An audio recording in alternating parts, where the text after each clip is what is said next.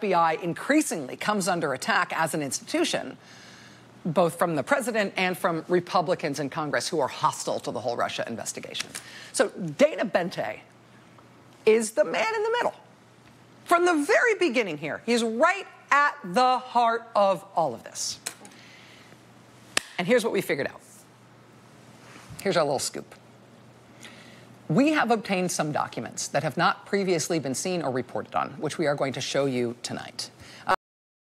We have authenticated them to the best of our ability, and what we believe these documents show is a few important things about Dana Boente and the Russia investigation.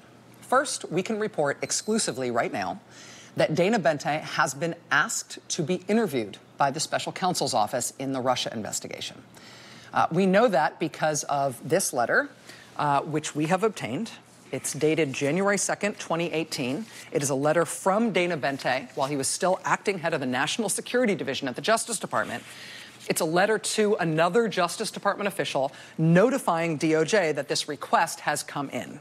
As you can see at the top of this letter, it's addressed to Scott Schools. Scott Schools is the senior-most career attorney at the Justice Department. And here's how the letter starts. Quote, "Dear Mr. Schools, Special Counsel Robert Mueller has asked to interview me as part of his investigation of the Russian government's efforts to interfere in the 2016 presidential election. In the event I do not submit to this interview, Special Counsel Mueller would have the authority to issue a subpoena for my testimony before a grand jury."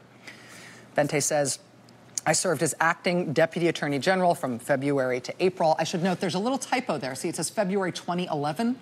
We think he means 2017 there, but that typo is unexplained in terms of this letter. Served as acting Deputy Attorney General and as head of the National Security Division from April to the present, and he's writing in January of this year.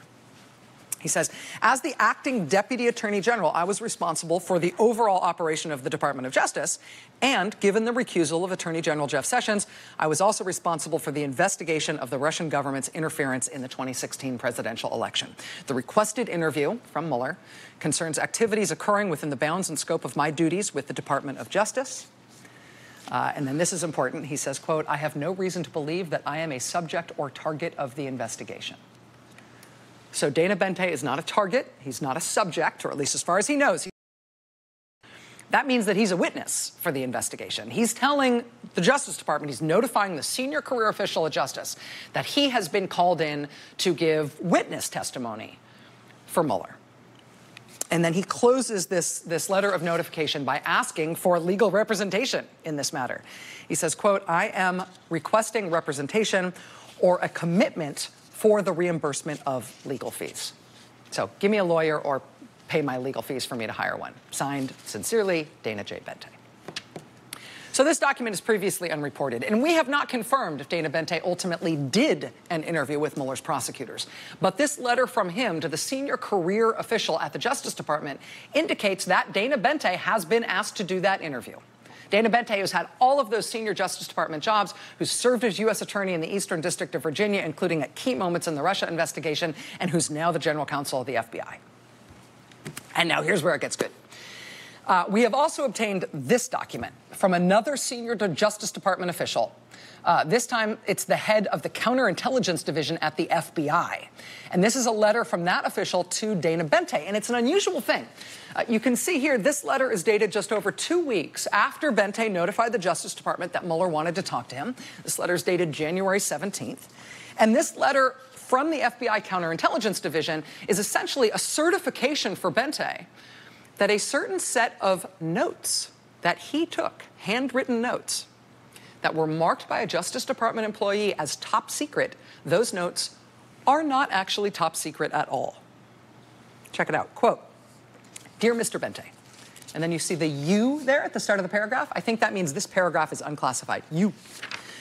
Dear Mr. Boente, this letter serves as confirmation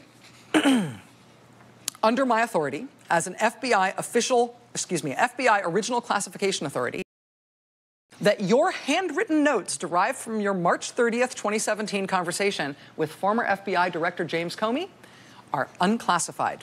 Quote, "Understanding that your notes were marked as top secret by an employee of the Justice Department without your consultation, this letter memorializes a duly authorized finding that the contents of your notes are not top secret or classified at all." Okay, you're getting the importance now of what we've obtained here.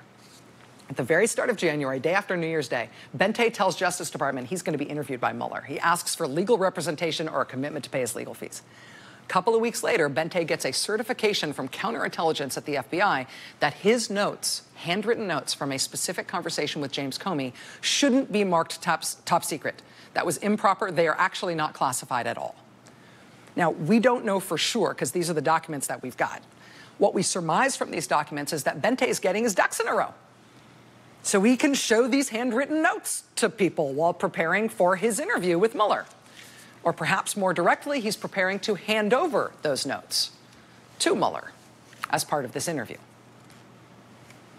Well, we have also obtained those handwritten notes. Notes from Dana Boente on his conversations with James Comey while Comey was FBI director. Specifically, we've obtained his notes from a conversation in which Comey says he was pressured by the president about the Russia investigation. This is key to the question of whether or not the president may be criminally liable for obstruction of justice.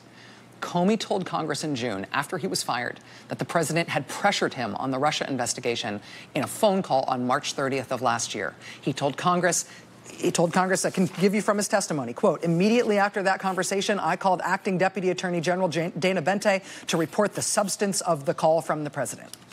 This is a key matter in the question of whether the president could be liable for obstruction. Comey says the president pressured him. White Housers responded by saying, no, the president did no such thing. Comey says, hey, I've got corroborating evidence for my side of the story. And that corroborating evidence is that I told other senior Justice Department and FBI officials about what happened between me and the president at the time it happened. Since then, Comey himself and a number of officials he says he told at the time about the president's behavior have all ended up on the proverbial guillotine, right? Including Comey himself, fired and attacked by the